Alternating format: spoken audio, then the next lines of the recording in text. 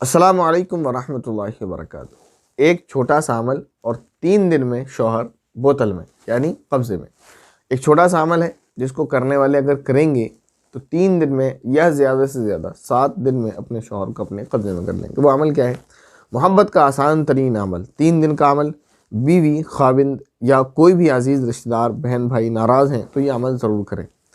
अमल की जो टाइमिंग यानी मुद्दत है, लिमिट है, कितने दिन तक करना है? कहते हैं 3 से 7 दिन तक, ये इसकी टाइमिंग लिमिट है, इतने दिन तक करना है।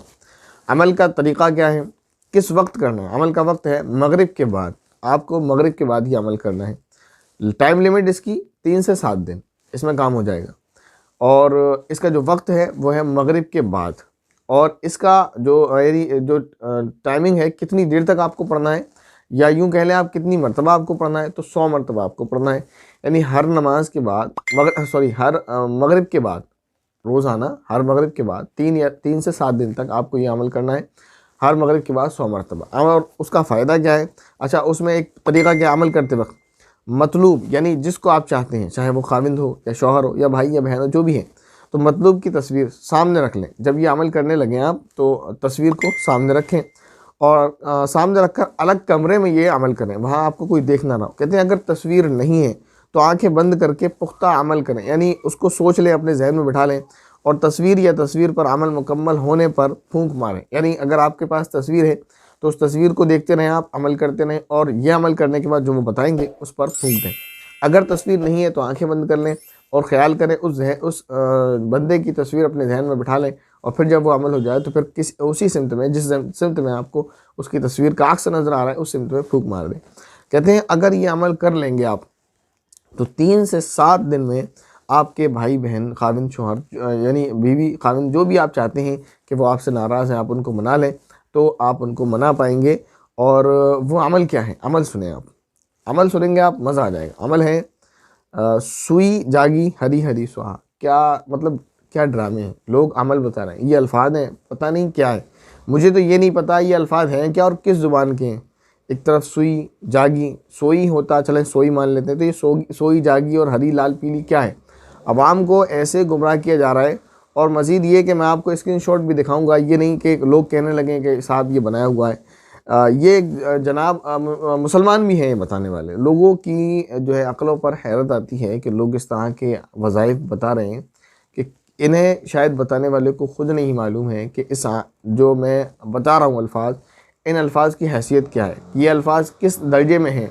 ये जो अल्फाज बताए जा रहे हैं, कहीं ये कुफ्र या शिरकिया तो नहीं? अगर कुफ्र या शिरकिया नहीं, जैसे कि मुझे नज़र भी नहीं आता है कि इसमें कुछ कुफ्र या शिरक हो, लेकिन अगर इसके माना कुछ और हो तो मैं नहीं कह सकता।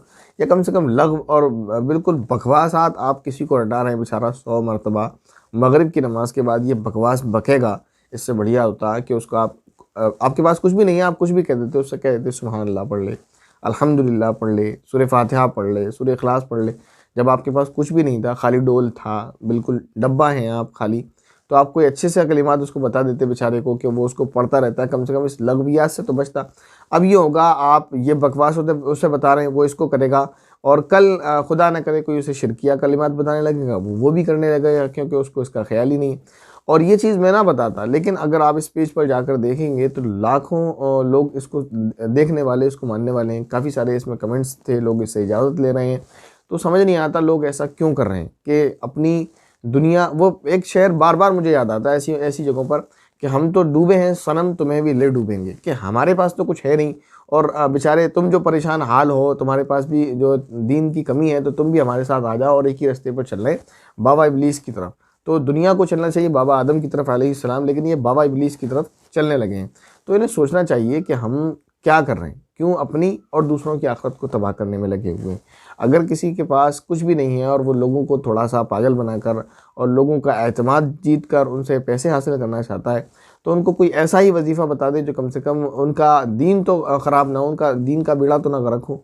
अल्लाह ताला समझ अता फरमाए ऐसे लोगों को। और मैं आप लोगों से, तमाम ही बहन भाइयों से दरख्वास्त करूँगा, जो भी मुझे सुन रहे हैं, इस वक्त सुने या बाद में सुने, कि कभी भी इन वज़ाइफ के चक्कर में ना पड़ें। बार बार मैं कहता रहता हूँ, या तो वो वज़ाइफ हैं जो कुरान और अहादीस से साबित हैं, कुरान से तो नहीं, अहादीस से साबित हैं, कुरानी आयात भी उसमें होती हैं, तो उनको करने में तो कोई हर्ज नहीं है, करना चाहिए उनको। आप करेंगे तो यकीनन करने पर भी सवाब मिलेगा, क्योंकि वो नबी पाक सल्लल्लाहु अलैहि वसल्लम की हदीस पर अमल है और हदीस पर अमल करने पर सवाब मिलता है। और इसके अलावा वो हैं जो उलमा की मुजर्रबात है, उसमें अगर आप करेंगे तो आपका दुनियावी फ़ायदा है, नहीं करेंगे तो आखिरत का नुकसान कोई नहीं, लेकिन उस पर सवाब की कोई गारंटी नहीं है कि आपको सवाब मिले या ना मिले। लेकिन कम अज़ कम इतना तो है कि जो उलमा की मुजर्रबात है, जो उलमा ने वज़ाइफ बताए हैं, उस पर हमें इतना एतमाद और यकीन है कि इसमें कोई ऐसी चीज़ नहीं पाई जाती इससे हमारी दीन और दुनिया कोई भी बर्बाद और तबाह हो जाए। लेकिन मैं बार बार कहता हूँ कि इनके अलावा जो भी हैं, जो लोग बता रहे हैं, जिनके बारे में हमें कुछ भी नहीं पता, हम उनका नाम भी नहीं जानते, बस फेसबुक पेज स्क्रॉल किया, वहाँ कोई बाबा नज़र आ गए, बस देखा फ़लाँ कादरी और नक्शबंदी और चिश्ती, बस क्लिक किया और उनसे जो है वजीफ़ा लेना शुरू कर दिया। तो ये काम आप ना करें। आपके लिए सबसे बेहतरीन वजीफ़ा, कोई भी परेशानी आपको है अगर, तो आप अल्लाह ताला से नमाज़ पढ़कर दुआ करें, सलातुल हाजत पढ़कर दुआ करें। दूसरा ये कि मैं एक बात है, कल भी ये बात सामने भी आई थी।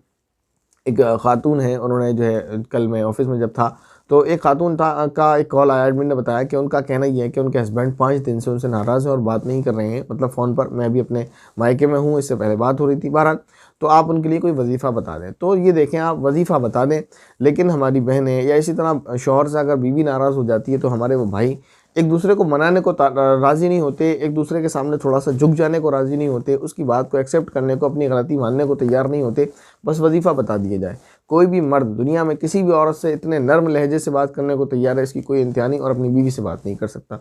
फिर कहते हैं कि रिश्ते बिगड़ रहे हैं। ऐसे ही हमारी बहनें, माफ़ किया जाए, सबके बारे में ऐसा ख्याल नहीं है, वो कहीं जाकर किसी ऑफिस में काम करने को तैयार है, दूसरों की गुलामी करने को, एयर होस्टेस बनकर लोगों की सुनने को तैयार है, लेकिन पता नहीं क्या उनको हो जाता है कि अपने ससुराल में अपने ससुर की, अपनी सास की और अपनी छोटी नंदों की अपनी बहन की तरह उनको समझ लिया जाए, या अपने शौहर की खिदमत करने को राज़ी नहीं। मैं ये नहीं कहता कि नंदों की और देवरों की और सास ससुर की खिदमत उसके में फ़र्ज़ ऐन है कि वो करेगी, और ये बात वो नहीं है कि उसको दूसरी तरफ मोड़ा जाए। बात ये है कि वो औरतें जिनको फेमिनिज़म का भूत सवार है, और वो औरतों को ये सबक दे रही हैं कि अपने ससुराल में जाकर, सास ससुर तो बहुत दूर की बात है, आपको शौहर की भी खिदमत नहीं करना, उसको खाना गर्म करके नहीं देना, उससे कह दो कि खाना खुद गर्म कर लो, लेकिन एयर होस्टेस बनकर आधे कपड़े पहनकर पूरे जो जितने भी आपके मुसाफिर हैं वहाँ पर, उन सब की ग़ुलामी करना है। ऐसी ऑफिस में जाकर बॉस की चापलूसी करना है, बॉस गाली देगा उसको सुनना है, बॉस आपको बुरी नज़रों से देखेगा, कोई बात नहीं, क्योंकि बॉस है, पैसे देता है,